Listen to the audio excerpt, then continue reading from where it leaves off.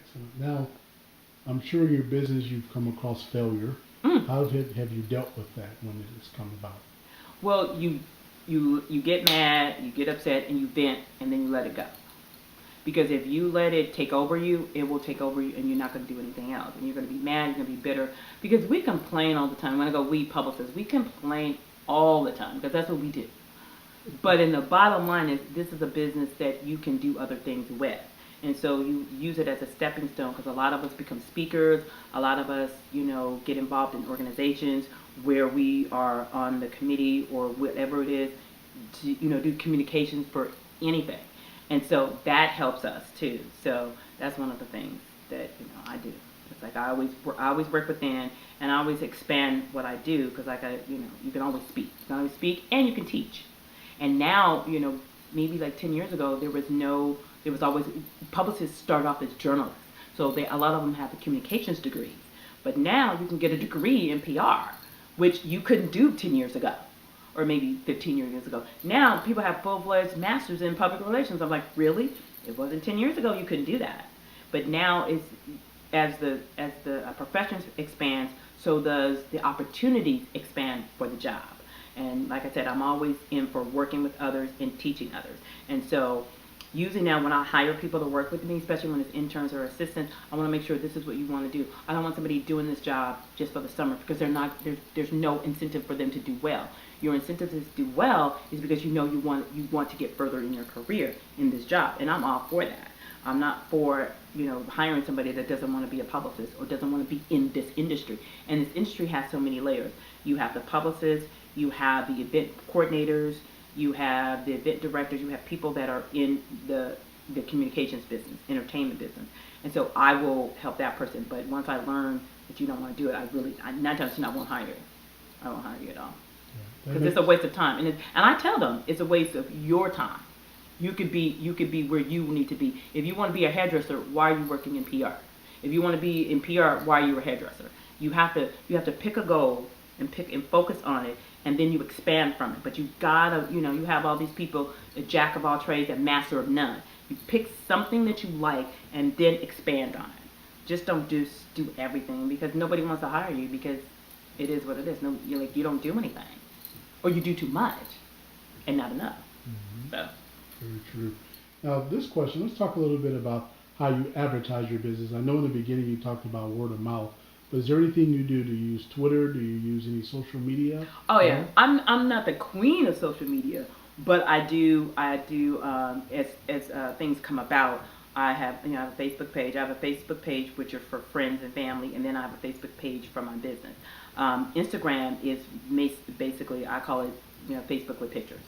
So I use that, and that's kind of interchangeable because a lot of us do it interchangeably. A lot of publicists we do it interchangeably, and then I have Twitter, and usually I use Twitter to let people know what my clients are doing. I let people advertise. There's one other, excuse me, go back. There's another one that I use all the time, which is LinkedIn. I use LinkedIn. That is total business at all. There's no fun. No. That's a total business. That's my business thing. And I've gotten a lot of business, and I've gotten a lot of new contacts with LinkedIn. So that's the one I use all the time, every day, all day. But the other ones are interchangeable: Facebook, Instagram, and Twitter. Those are my 4 main components. Very good. Now, this question I want to talk about: what does branding mean to you, and why is it important? Oh, branding is important because it is you. Branding is if you see my my name is PRWHIZZZ. So whenever you see PRWHIZZZ, you know it's Monica. And I put that on everything, even on my Facebook page, even on my emails. I even have my email set up like a letter. So it's PRWHIZZZ at PRWHIZZZ, and then it has my name, and I put my name on everything. Everything that I send out has PRWHIZZZ. Everything. Because you have to stamp it. Once you stamp it, people know. They go PRWHIZZZ Monica Alexander. PRWHIZZZ Monica Alexander. If you Google PRWHIZZZ, my name comes up. If you Google Monica Alexander, you have to put publicist because there's a couple of Monica Alexanders out there. But if you put PRWHIZZZ, that's automatically me, and that's good because you want Google to go on the first page is the best page. So when you put PRWHIZZZ, boom, I'll come up, and that's better than my name because my name is PRWHIZZZ. So that's very important. Matter of fact, that's more important than your personal name, is the name of your company. Because, people can change within the company, but the name of the company never changes.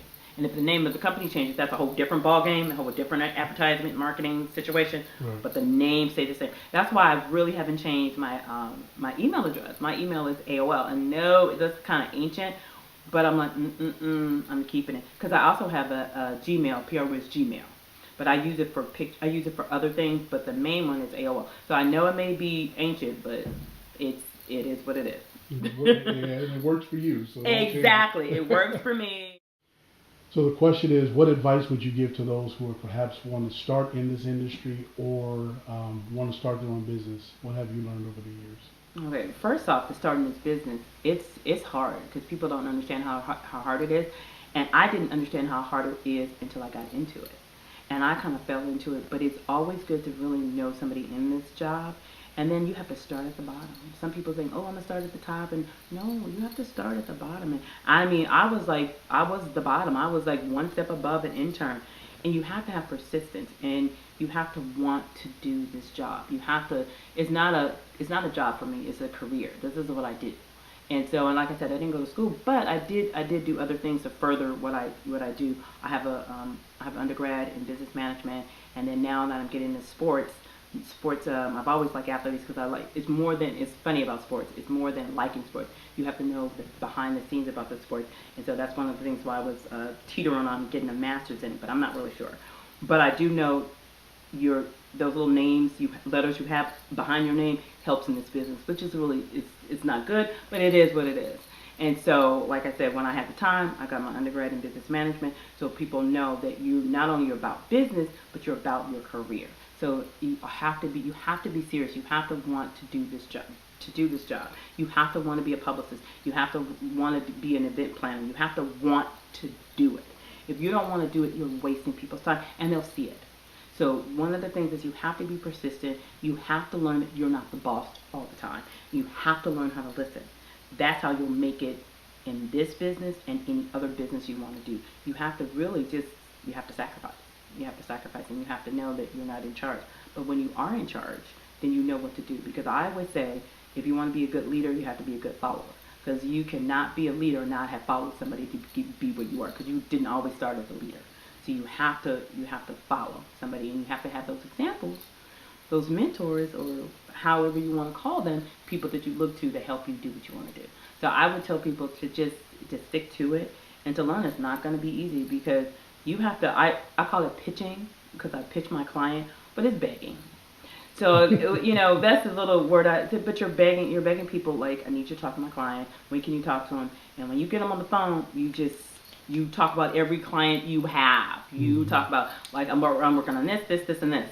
Because when you get that person on the phone, you may not get them. And then you have to know when their deadline is so you don't call them on their deadline. So it's just so many variables, but it only comes in when you're in this business. Like I tell people, I can teach you everything you know, but I don't teach you everything I know. So and then it was taught to me. And so the people that taught me, I teach others. And so I'm all about if you want to be in this career, you want to be in this profession, I can help you. I can make calls. I can help you. I can show you what to do because I'm really proud that three of my former assistants have gone to to better things. And I'm calling them. I'm like, listen, I need my client to talk to your boss. And so I wouldn't have been able to make it easier, but they greased it for me to take that call because now they're the gatekeepers. They were my gatekeepers, and I always tell people this job is when they work for me. This is a starting point for you to get other jobs. Because it's easier to get a job in this industry when you've done it before. So I always call people my assistants or my coordinators. I said, if you want to do this job, you go down as my assistant because you can get a job as an assistant before an intern can get a job. So if you're an assistant and you work here for a year, because most of my assistants have worked for me for a year. And I said, you have to work a year because if you don't do a year, people think that you're flaky. So work for a year and then you move on. And they've done that, and I'm like, and to this day, I'm like friends with them all because I'm just so excited, and I get happy when I see them doing well because they started here, and I get them, they call me back and say thank you, we really appreciate it, and I let people, and I start off early. I said if you want to do this job, the next day I have you on the phone pitching in the fire. That's what happened to me. Very smart, very smart. Yeah. Now, how do you see your business in the future, in the next 2, 3 to 5 years? What are your goals? Well, my goal is to always, to stay in this line, but I really want to focus because I started off as a music publicist. So I've done other acts and other, clients, but I really love my two favorite things are music and sports, and not two, three, music, sports, and special events. And so at one time I just want those three type of clients, and I'm slowly but surely getting into, because I've worked with athletes in the past, so I like that and then because I love sports, so that makes it like a win-win for me because I get to go to games. And then music because I like music, so that's fun. And then special events is like quick, easy money. You get the money in like 3, 4 months, and then you're out. Individual clients are a little bit more time consuming, and a lot of times, a lot of us, a lot of publicists, we're getting away from doing independence because it just takes a lot of time. So you do events and you do music, and music is fun. Music is fun, so I would most likely stay in that. But I see my business just really handling those three type of clients and progressing to those. Because right now it is where I want it to be, but I know it would be even further if I focused on those three. Because right now I take all types of entertainment, but I just want to focus on those three types of industries. Excellent, very good. Well, we want to thank you for your time today. Yeah, sure. And maybe you can give us your Twitter, if you know it by heart. Yeah, at Princess PR. Okay. Princess PR. Okay. Do you have, you want to give it Instagram? Instagram is the same thing. Okay. Branding, remember, everything must stay the same.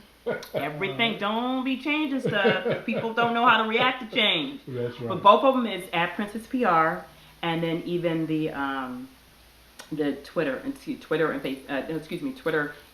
Instagram is the same. And then Facebook, it's under my name. You can actually find my name, but my name and it says PRWHIZZZ, and then the company is attached. So when you go Monica Alexander, PRWHIZZZ comes up. All about branding. When you see PRWHIZZZ, you see Monica, vice versa. Exactly. Now, Yeah. what about website? Do you have a website? No, my what I use as my website is LinkedIn.